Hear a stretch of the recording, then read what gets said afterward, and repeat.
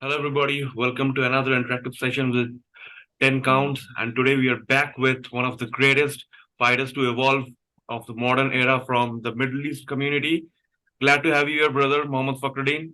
So, how's It's an 2023 been honor for you? to it's an honor to be here again, man. Preparation has been really good. I've been pushing my last couple of weeks at Detroit Jiu-Jitsu in Michigan, Detroit. Been training skateboard and I'm ready for this fight. I'm ready for whatever Martin is gonna bring. So, obviously, you already had two titles in Brave FC, and you didn't need to prove that you are a top tier fighter. So, you could have just relished your dominance at Brave FC. And what exactly inspired you to explore into the PFL domain?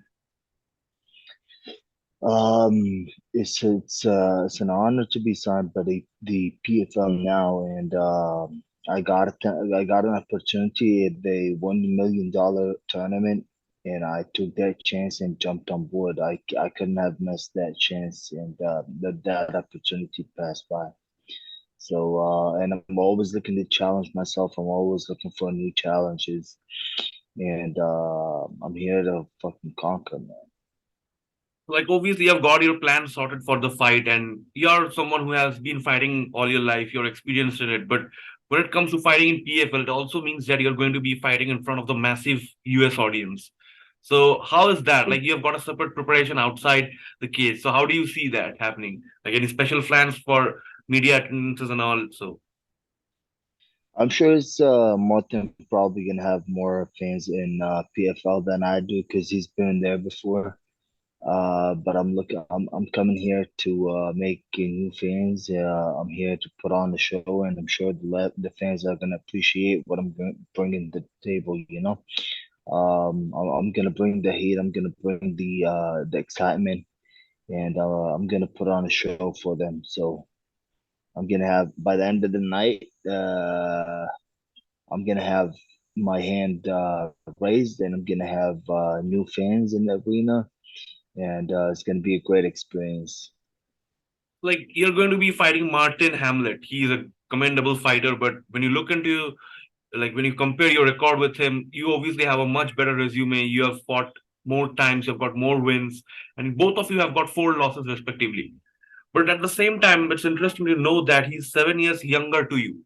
So this is something that he can use as an advantage. So how do you see the fight happening? Like, any special plans for the guy? Do you have you included any special form of planning or preparation just particularly for Hamlet? The guy is a big, heavy guy, so I know he's gonna try to put on his weight. He's gonna try to put his weight on me and try to tire me out. But I mean, everybody that I train with are at least 10 years younger than me, so I don't think that'll be an issue. If I can keep up the pressure in training, and if I can keep up the energy in training, and that push and that desire, I don't think age is going to be a factor in this fight, especially in his fights. I don't see him finishing a lot of guys. Most of the stoppages has been doctor stoppage. So and to me, I'm always fighting to the last breath. He's gonna have to kill me to take me out. So he's gonna be. I know. I'm gonna be putting on a lot of pressure on Martin, and I'm gonna be bringing the hate. And good luck. Yeah, so it absolutely seems that you're ready for the fight. But what message do you want to leave for people who were associated with Brave FC? Like, will you come down to Brave FC again? You already are a glorious champion on that field. So, what happens to your Middle East fans who were like really enjoying you watching at Brave FC? Any message for them? I still love my fans. I love the support I've been getting. Nothing changes. I'm still gonna be put on the show for them. In PFL, Brave, or it doesn't matter where I'm gonna be. I'm gonna be fighting for my fans, and I'm gonna be put on the show for them. And that's exactly what I'm looking to do on April 1st. I'm gonna be looking to put on a show to all my fans. It doesn't matter which organization. The only thing that's gonna change is just the cage and the organization. But for me, a fight is a fight, and my fans are always gonna be there for me. I know that, and I know I'm always gonna be there for my fans. So I'm only looking to bring on a heat to a new organization, and looking forward to making new friends and new friends. So, like, obviously, we have seen Brave FC evolve as a pinnacle of the entire MMA community, and we have seen so many stars like Hamzat Chimaev, as we all know, had a dominant run in the Brave FC. Then he is right now a commendable star in the UFC figure. So these transitions are pretty unique, and PFL currently is also a big domain. So did you just negotiate with PFL, or did you have offers or chance to land up in Bellator or either in UFC? How did the transition from Brave FC to PFL actually play out? Actually, it was my manager that was working on getting me somewhere. Um, to a bigger platform, I would say, and we landed. It happened that we got to deal with PFL, and we took the opportunity and we jumped on it. We weren't gonna miss that opportunity. I know I'm not getting any younger, and 39. But I still feel like 25, and that's the thing. A lot of people that they don't know, and they don't know what kind of mentality I have. The older I'm getting, the younger I'm getting, and I'm only starting to get better right now. I'm only getting better. I'm perfecting my techniques, and I've been working a lot on getting my breath in there, and I might surprise everybody in this fight. Everybody thinks Martin is a wrestler. We'll see. So it's not just about your knockout power. I still remember when he had our previous interview, we talked for the last time, like, and you were extremely confident. You knew how you're going to win, and the same happened. You became the double champion, and this time when I'm talking to you, Yes, sir. you seem equally confident. So where do you gain this from? You know, you're almost 39. You know that you're going to be facing a tough competitor. The same happened during your Brave FC, but you still never run out of confidence. And so, what is this mental preparation? I mean, I know that, like, this just cannot be your physical training. You have got something else in your mind. It's also about mental strength. So, what's the secret? It's my secret is my kids, man. Hardworking, my kids. My kids. Me wanting to give them a better life, and me working on that. This is all this is all the confidence that I need, and this is all the support that I need. My kids being there. I know everything that I'm doing for my kids, and I want to give them a better life. I want to make them live a better life. I want to give them better opportunities than I had, and everything that I do for them. So trying to take the food away from my kid, it's gonna be tough. It's You're gonna have to kill me in order to do that. And this is why I always come in and I always give it 150% in every fight. And in every fight camp, I'm always giving 170% in my camp. So when I get to a fight, I know I can fight at 5 minute rounds, no problem. And I know I can push it to the limit. And the pressure I bring, a lot of people breaks when I bring it. And I know I'm gonna break Martin on first.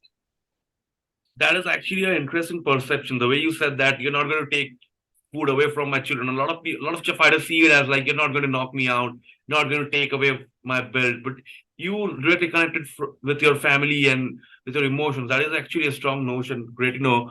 So, like, do you ever bring your will you ever bring your kids to the arena, fighting arena, or will you let them watch their father like split somebody's face up, knock them out right in front of them? Will you allow them? I would let them, but unfortunately, they live back in Lebanon, and it's going to be a little bit hard for them to travel. It's been a little bit hard for them to travel, and hopefully, who knows? Maybe one day they'll come to the arena, and if not to the support me, will be the other way around. I'll be supporting them. So like you're already a champion. Like your kids know that their dad is a champion, not just one. Like their dad is a double champion, got two belts simultaneously in one of the most dominant MMA promotions. And right now he's going to fight for PFL. That is one of the like most innovative MMA organizations one can ever have as a fan, I would say. So also they have got this interesting $1 million paycheck. So fighters are really inspired to go for that. Like if you want to be a millionaire, you just don't sit around and call. So how do you see that? Suppose like for a moment you become that millionaire, how is Mohammad Fakhreddine going to spend first piece of that $1 million paycheck? Yeah, it's only a few fights away. This is all I can say. It's only a few fights away. I'm here to take that $1 million. I'm ready to die for it. I'm not just like any fighter. I know a lot of fighters will probably say, "Oh yeah, I'm willing to do whatever it takes to get that money. I'm willing to do whatever it takes." Da da da da da da. But I'm not like them. I'm actually here to win that money. I'm here to change my kid's life, and to I'm here to take every bit of that chance, of that opportunity to take what's been mine, and I think I deserve this. I've been fighting for the past decade, and I deserve this. My family deserve this. My kids deserves this. So this is the reason why I've been doing it, and is that's gonna be hard to beat. Like also this is an interesting thing about PFL. Like when you see compared with the other MMA promotions, PFL is kind of smart and innovative. They reflects the punch speed, the kick speed. Like these are some kind of stats that are really not accessible in UFC or Bellator MMA, which are only done by PFL. So I just as a fan, I just want to know, does it inspire or if like affect any way of fighters fight game plan, so you know that when you're punching somebody the speed of it is going to reflect it on the screens. So does the fighter think about it really when he's inside the cage, or is it just something specifically made for the fans and fighters don't really care about it?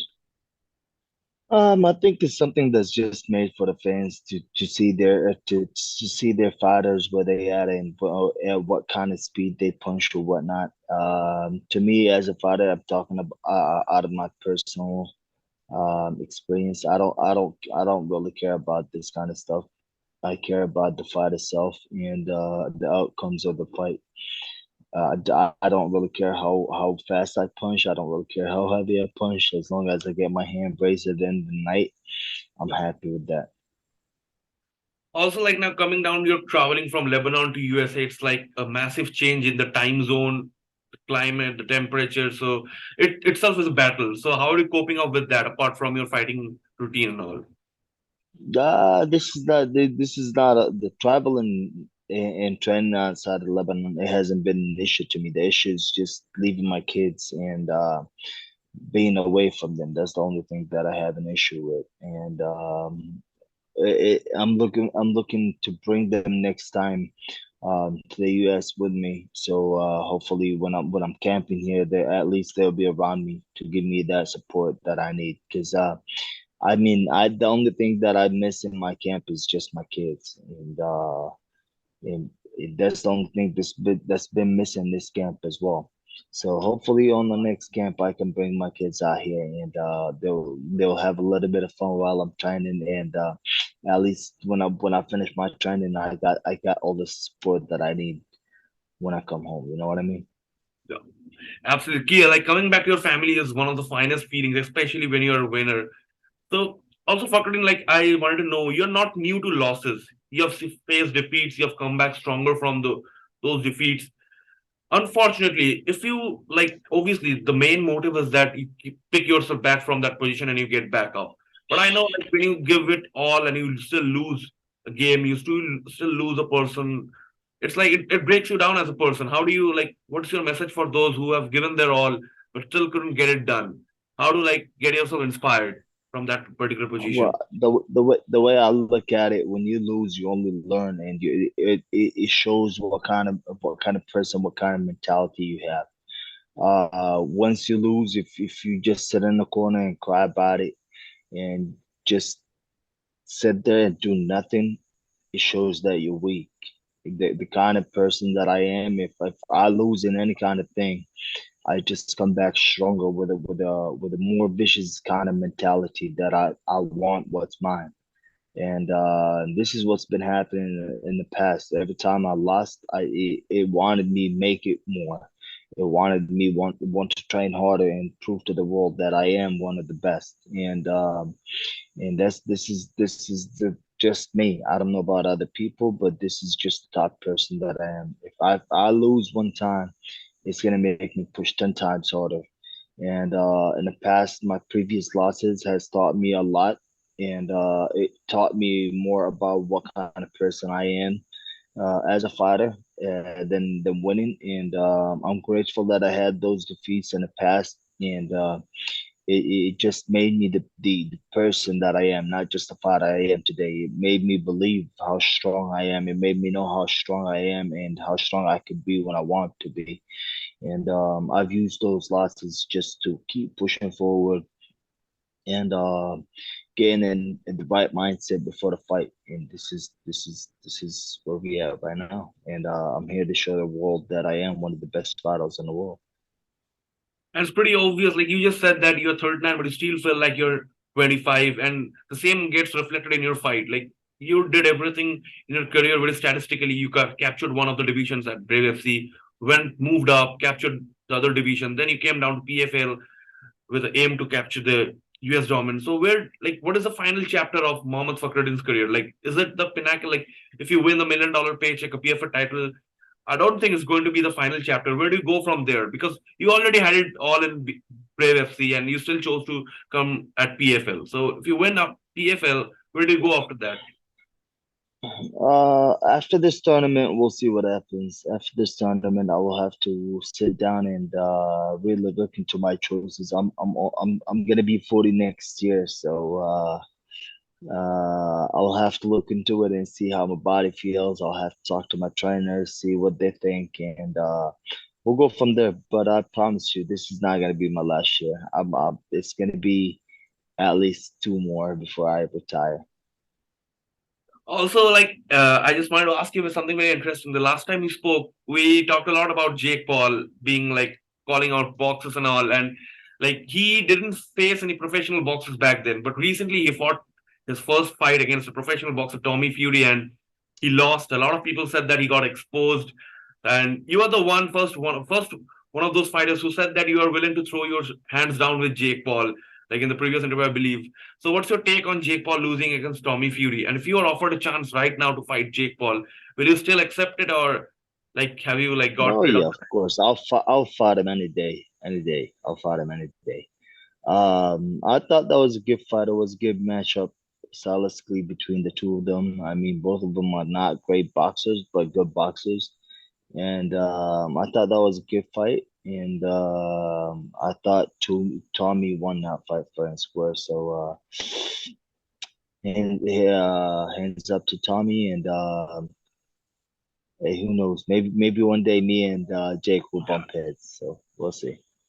I'm pretty sure the fans would love to see that fight. And first of all the best for your upcoming PFL debut, Mohammad Fakhreddine. You're a great fighter. You're one of the most prominent fighters from the Middle East community, from the entire, like, right, not just the Middle East community, but from the entire world. So we want you to Thank prove you, it sir. on the biggest stage. Any final message you want to give to your fans, your well wishers? Just make sure you support. Make sure you tune in on April 1st, and you show that support. Thank you very much for all the fans and all the haters that I've been getting the messages from.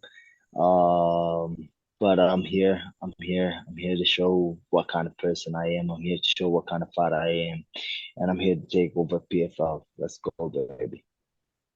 Thank you so much for joining us, Mohammad Fakhreddine. The description, the introduction, and everything related to the fighter, the PFL for fight is right now in the bio. Go check it down and please watch him fight. Till then, stay safe and stay well. Thank you so much. Thank you.